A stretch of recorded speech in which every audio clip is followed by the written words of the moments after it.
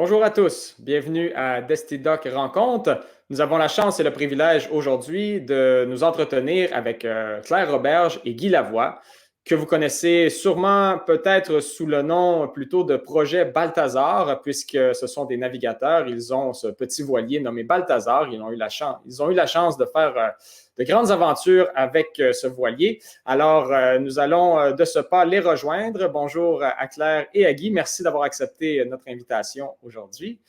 Pouvez-vous d'abord, dans un premier temps, nous dire qui vous êtes? On est cinéaste conférencier depuis plusieurs années maintenant. Ça fait partie de notre façon de vivre et le partage est devenu quelque chose de très, très important pour nous. Donc, c'est pour ça qu'on est là aujourd'hui. Puis, on oublie de te dire bonjour, Richard. Bonjour. Bonjour, Étienne, qui est en background.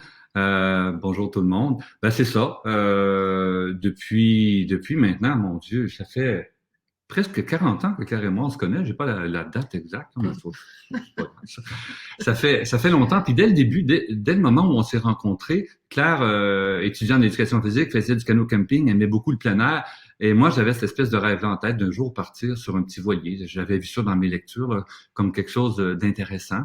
On visait, c'est sûr, quelque chose à long terme parce que on voulait partir en famille autour du monde, Claire et moi, mais on n'avait pas de voilier, mais on n'avait pas d'enfants non plus. Alors, il a fallu quand même se mettre au travail.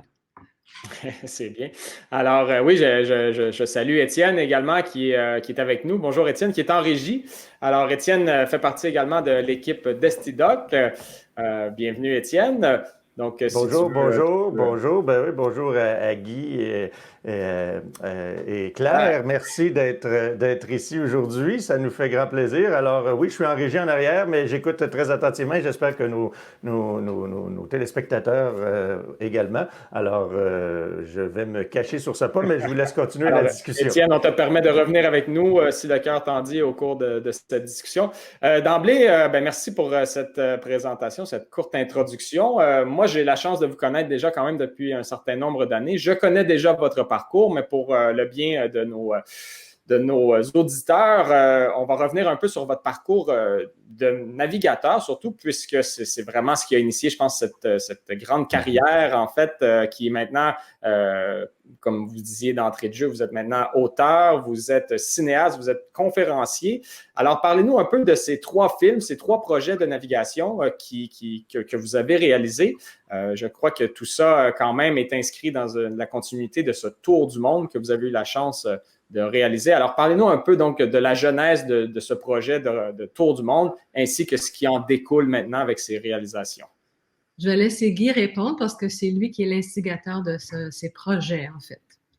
Alors. C'est bon, c'est ça. Comme en intro, on en parlait un tout petit peu, là. C'était à l'époque, j'étais jeune, hein, j'avais 18 ans la première fois que je suis parti en voyage.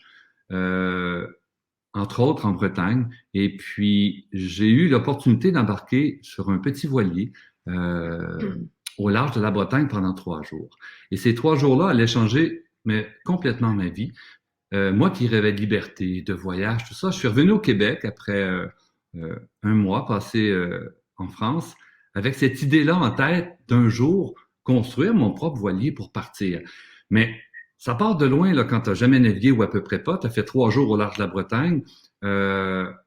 Tu connais absolument rien au bateau, tu connais absolument rien à la navigation. Tout ce que j'avais en tête, c'était l'embryon, en fait, d'un rêve de partir, vivre libre, vivre autrement, vivre d'une façon différente. Et bien, au fil des années, avec la lecture de plusieurs navigateurs, la rencontre de Claire, ça a fini tout ça par aboutir sur un premier voilier conçu avec un ami pour apprendre comment ça fonctionnait. Énormément de lectures, énormément de formation suivie pour finir par construire notre propre voilier. La construction de ce voilier, ça a quand même été une tâche colossale. Quelles ont été les étapes justement de la fabrication donc, de ce premier voilier avant même de partir? Il y a plusieurs façons de faire un voyage comme ça. Tu peux ramasser des sous, mettre des sous de côté, acheter un bateau quand on a assez, puis partir. Sauf que ça risque d'être long. Et puis, en fait, on a commencé la construction du bateau parce qu'on n'avait pas tous les sous pour acheter un voilier. Fait qu'on s'est dit, puis sur le marché à l'époque, il y a quand même longtemps, dans le milieu des années 1980, des voiliers comme on voulait, Claire et moi, qui étaient assez hauts à l'intérieur, qui étaient assez grands, qui étaient solides, qui étaient ci, qui étaient ça, on n'en trouvait pas sur le marché, il fallait le construire. Alors, la construction a quand même pris 7 ans. Elle a pris 7 ans, puis durant cette construction-là, durant ces années-là, moi j'ai accouché de 2 jeunes filles, 2 petites filles. Donc pendant ces années-là, ça a été des années quand même difficiles au niveau de cette décision de partir parce que c'est un grand projet. Puis quand on entame aussi une vie familiale, ça change beaucoup de choses dans nos projets. Dans ma tête, ça m'a demandé beaucoup de réflexion pour vraiment me positionner par rapport à ce projet-là. Effectivement, parce que là, c'est l'élément qui rentre aussi là, dans l'équation. Vous aviez un rêve à 2 et là, la famille vient se greffer à tout ça. Et finalement, vous concrétisez, je crois, tous ces 2 rêves, en fait, celui d'avoir une famille et puis celui de partir ensemble à l'aventure. Ce voilier, il a pris l'eau, hein, finalement. Il a fait beaucoup de kilomètres depuis. Parlez-nous un peu justement de toutes ces aventures maintenant que vous avez eu la chance de faire avec ce voilier Balthazar. Je ne veux pas te contredire, Richard, mais il n'a pas pris l'eau, le bateau, pas sans ça. Au sens figuré. C'est le principe de base, oui, c'est ça, il faut qu'il y ait plus d'eau à l'extérieur qu'à l'intérieur. C'est ça, en 1994, finalement, après des années et des années de travail, parce qu'une fois que la coque sort du chantier, il faut quand même construire des aménagements intérieurs. On a fait ça avec des amis, l'électricité, la plomberie, tout ça. En 1994, on mettait le bateau à l'eau. Joël avait à peine 2 ans, Chloé avait 4 ans. Et puis, bon, on a passé comme 5 étés à naviguer au Canada, à naviguer au lac Champlain, en fait, c'est aux États-Unis, mais à naviguer près de chez nous avant de lever, vraiment de larguer les amarres pour partir en 1999, là, avec ce but-là en tête de partir autour du monde, avec cette idée de liberté, de grande liberté, puis avec tout ce que ça implique aussi au niveau des contraintes de partir comme ça sur un petit bateau en famille. Oui, effectivement. J'imagine que c'est énormément de préparation, de contraintes aussi. Comment est-ce que les filles ont vécu justement ces premières navigations? Parce que là, vous aviez déjà le projet de partir à plus long terme pour un tour du monde. Est-ce que vous les avez abordées déjà de cette façon, leur disant, on va partir tous ensemble pour un grand tour du monde, ou si c'était vraiment à tâtons en disant, on va faire un peu de navigation les fins de semaine, puis on va voir si vous aimez ça? En fait, au départ, les filles savaient qu'on allait un jour partir sur ce bateau-là. Mais c'était pas nécessairement conscient. Hein? Un enfant, ça vit au jour le jour, ça vit au présent. Mais pour nous, ça l'a consolidé. En fait, pour moi surtout, ça l'a consolidé cette idée parce qu'on vivait dans ce petit cocon familial pendant l'été, pendant les fins de semaine au lac Champlain, qui étaient des navigations très agréables. Ça m'a conforté dans cette idée d'apprendre ensemble, en famille, d'explorer le monde dans ce véhicule qui est le voilier qui nous permet d'avancer tous ensemble. Ça m'a beaucoup aidé à prendre la décision. Puis une chose aussi qu'on savait, mais qu'on a aussi découvert au fil du voyage, c'est que c'est sûr qu'il y avait un rêve au départ, ce grand rêve-là de partir, mais on a découvert ça, que quand tu as un rêve comme ça qui est gros puis qui est fort, ça te tire vers l'avant, mais ça implique quand on part avec d'autres personnes qu'il y a d'autres rêves qui vont se réaliser aussi. Claire avait ses propres rêves, les enfants avaient leurs propres rêves, puis il a été tout le long de ces 5 années-là autour du monde important pour Claire et moi de respecter le rêve des enfants aussi là-dedans. Tout à fait. Si vous voulez bien, on va sauter une étape. On va faire comme si on avait fait avec vous ce grand tour du monde déjà et on va aller voir un extrait de votre retour après cette navigation, après ces 5 années passées en famille. Alors, pour nous qui avons déjà visionné le film, c'est un moment riche en émotions parce que c'est vraiment le retour au bercail et puis on pourra poursuivre la discussion suite sur ce sujet au retour. Alors, je vous laisse avec un extrait. Justement, nous allons regarder quelques images de ce retour. Rivière-Richelieu, juin 2004, à quelques encablures de la marina Gosselin au Québec.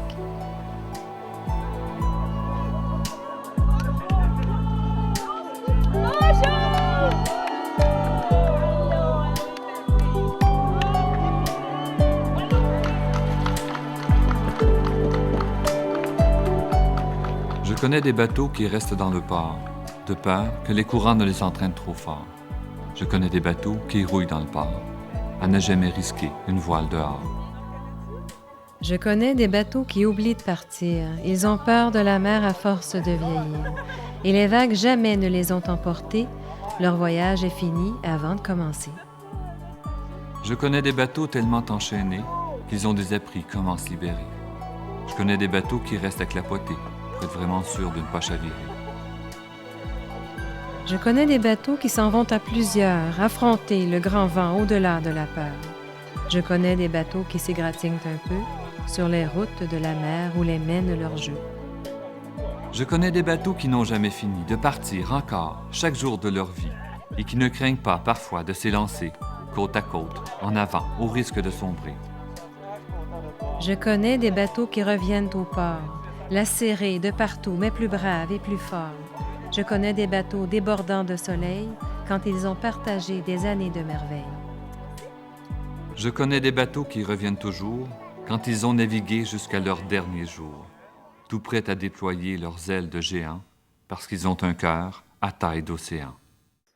Oui, bien au retour, le voyage n'était pas terminé pour nous. On est revenu avec ce but-là en tête de continuer à voyager, mais d'une façon différente, c'est-à-dire de voyager au Québec d'une escale à l'autre, de rencontrer des gens, de partager ce tour du monde-là en conférence qu'on a fait beaucoup. Pendant ces années-là, donc de 2004 à 2008, on a aussi rénové Balthazar. Il avait besoin d'un peu d'entretien, un peu d'amour. En 2008, on le remettait à l'eau. On partait en navigation dans le bas du fleuve, donc aux îles de la Madeleine, en Gaspésie, etc. Mais avec cette idée-là toujours en tête qui me revenait, parce que lors de la construction du bateau, j'en avais parlé à Claire, le Nord m'attirait vraiment. Les peuples inuits m'attiraient. Je voulais voir cette lumière permanente du Grand Nord. On avait vécu ces 5 années-là sous les tropiques, et là, j'avais le goût de voir autre chose. Alors, je me souviens, c'était au retour d'une navigation aux îles de la Madeleine où j'ai demandé à Claire carrément si ça lui tentait de partir naviguer dans le Nord. Elle m'a carrément dit, ben, on est déjà dans le Nord, là, tu sais, C'est ça, c'est tout un contraste en revenant des Caraïbes, en revenant d'Afrique, de tous ces pays exotiques, chauds. Justement, on va en regarder un extrait de cette traversée du passage du Nord-Ouest que vous avez effectué, qui est quand même, on va se dire, un exploit de navigation, puisque peu de voiliers de plaisance, comme on les appelle, je crois, dans le jargon, ont réussi cet exploit. Donc, juste avant qu'on aille voir des extraits, je pense que vous étiez le 2e ou le 3e voilier quand même à faire cette navigation. En fait, si on parle de voilier de plaisance, il y a eu le J.E. Bernier, plusieurs années avant, une quarantaine d'années avant nous, là. Et puis, ensuite, il y a eu Balthazar. Il y a eu aussi le Sedna, qui a traversé quelques années avant nous, mais on le met dans une catégorie un peu à part, un bateau scientifique avec un capitaine professionnel, etc. C'est autre chose, mais ils n'ont pas trouvé ça facile pour autant, là, mais on était comme le 2e voilier de plaisance à effectuer ça. Si on compare le fameux Cap Horn qui est au sud, qu'on entend parler souvent, il y a des milliers de bateaux qui le traversent régulièrement. Effectivement. Donc, on va en regarder quelques extraits justement de ce fameux passage du Nord-Ouest. Alors, on vous laisse admirer ces images extraordinaires que vous avez eu la chance de capter dans cette navigation.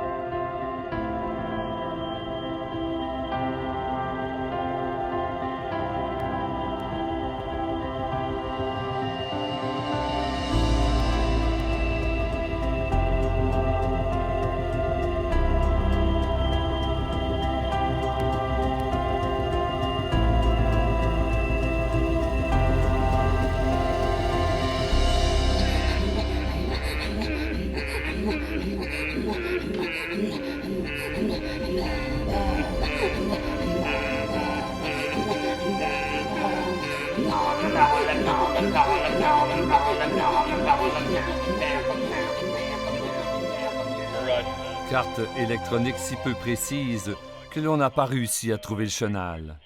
On s'est ancré dans très peu d'eau et notre moteur fait défaut. Et voilà. Bon, là, il faut que je répare le moteur. Présentement, là, ça tourne dans le vide, tout ça. Là, je suis en train de tout desserrer le boulon, mais je les ai resserrés tout à l'heure, puis ça tourne encore dans le vide. On va avoir un moteur qui marche. Oui. Neutre. Ça devrait marcher.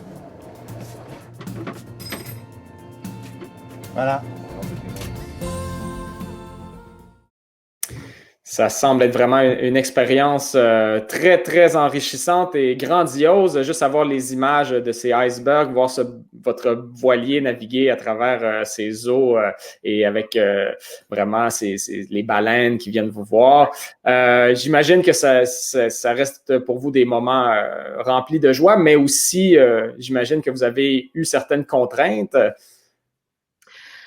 Ah oui, c'est sûr qu'il y a certaines contraintes. Tu veux commencer ou je parle des contraintes? Oui, pardon, parce qu'en fait, c'est vrai que quand on fait des expériences comme ça, des voyages, ce qu'on retient en premier, en tout cas nous, c'est vraiment les beaux moments. Mais si tu veux parler des contraintes... Ben là, en fait, c'est parce que dans un voyage comme le passage du Nord-Ouest, il y a des moments extraordinaires, puis les moments extraordinaires sont souvent liés à des moments plus difficiles. C'est pour ça que souvent qu'ils sont si extraordinaires. Et ben, c'est sûr que traverser la mer du Labrador au départ vers le Groenland, il commence à faire froid. C'est pas toujours facile. Dans le passage du Nord-Ouest lui-même, on était 4 à bord quand même. On avait des équipiers pour nous aider. Ça a été quand même toute une navigation. On a fini au mois de septembre, vraiment, au mois de septembre 2012, vraiment à bout de souffle, là. Et on a laissé Balthazar dans le nord à Inuvik. L'année suivante, on est reparti, seulement Claire et moi à bord du bateau pour faire le tour de l'Alaska. Et là non plus, ce n'était pas si simple. Il y avait moins de glace, quoi qu'il y en avait, mais il y a des hauts fonds partout sur les côtes de l'Alaska. La navigation, les cartes ne sont pas précises. La navigation, elle est difficile. Il fallait se relayer, Claire et moi, pour faire les cartes, tout ça. Et ben ça a donné ce que ça a donné. Vous avez vu un échouement là, qui était vraiment dans un endroit hasardeux où on se retrouvait un peu tout seul. Mais ça a été ça pas mal tout le passage du Nord-Ouest aussi. Tu te retrouves tellement seul, même si tu as un équipage avec toi, tu es tellement le seul à pouvoir résoudre les problèmes que quand tu rencontres des gens, comme on a rencontré ces jeunes filles qui nous ont fait des chants de gorge à Cambridge Bay, au Nunavut, c'est un cadeau extraordinaire. Là, tu sais, c'est fantastique. On prend conscience de l'importance de l'autre. Hein. Donc, justement, j'aimerais ça vous entendre parce que pour moi, vous êtes une source d'inspiration. Vous avez voyagé de par le monde, sur le tour du monde. Vous avez vécu des expériences vraiment uniques et j'imagine que vous ressortez de tout ça avec une philosophie de la vie. J'aimerais ça vous entendre justement sur maintenant comment est-ce que vous abordez tous ces petits problèmes du quotidien de la vie. Qu'est-ce que ces expériences de navigation vous ont amené à changer dans votre façon de voir la vie, si on veut? Tout d'abord, je pense que j'ai appris à lâcher prise. Lâcher prise sur les événements, sur mes attentes. Donc, de pas avoir trop d'attentes sur les événements et de finalement accepter les situations comme elles se présentent. Ça fait partie des choses que j'ai apprises pendant le voyage et que j'ai gardées au jour le jour. Ouais, quoi? Rien. Ben, c'est effectivement, c'est un laboratoire, j'imagine, de croissance parce que c'est une leçon universelle d'apprendre à lâcher prise. Et puis quand on est confronté à des situations comme ça dans l'Arctique, avec les glaces qui nous empêchent ou autres, on réalise à quel point, j'imagine, on est petit et qu'on se doit de trouver une solution, même si... j'aimerais aussi donc voir avec vous quels sont maintenant les projets qui vous animent, parce que là, on a parlé de ce grand tour du monde, on a parlé aussi de votre traversée du passage du Nord-Ouest, il y a ce film aussi sur l'Alaska qui est extraordinaire, donc à la rencontre de cette partie du monde. Et quels sont donc pour vous, là, pour Balthazar et l'équipage, les prochaines navigations? Ben, tu parles d'Alaska, justement, notre troisième film. Alaska, ça nous a permis, on a compris à ce moment-là que c'était intéressant la rencontre des gens. Et puis, on s'est demandé en Alaska, mais c'est qui ces gens-là qui vivent là-bas, qui ont des rêves plus grands que nature, puis tout ça. On est donc allé dans ce film-là à la rencontre des gens pour avoir leur témoignage, pour voir quelle était leur passion et leur façon de vivre. Et ça nous est resté. Présentement, Claire et moi, on vient de terminer un tournage sur la grande région de Vancouver et on a en tête présentement, bon, c'est sûr, on s'attend à faire une tournée avec ce film-là pour le présenter. Et présentement, on a en tête de continuer à naviguer en Colombie-Britannique sur la côte ouest canadienne pour l'instant, vu les conditions actuelles au niveau sanitaire, de continuer dans ce coin-là, de ne pas changer de pays, de rester au Canada et d'aller encore une fois à la rencontre des gens et voir quelles sont leurs passions en fait et pourquoi ils aiment la vie sur cette côte ouest extraordinaire qui est la côte ouest canadienne. Tout à fait. Je vous remercie de votre temps, de nous avoir vraiment fait rêver de navigation aujourd'hui. On va justement se laisser sur des images, encore une fois, de ce tour du monde. On va se laisser donc, en cette période de pandémie, sur le rêve, sur l'évasion. Alors, je vous remercie infiniment, Claire et Guy, d'avoir partagé ces instants avec nous aujourd'hui. Et puis, j'espère qu'on aura la chance de se reparler prochainement sur vos futurs projets. Et donc, à suivre. Merci à Étienne également qui était avec nous en régie. Alors, on vous dit à très bientôt. Suivez nos aventures sur destidoc.com. Alors, à très bientôt. Merci. Merci. Au revoir.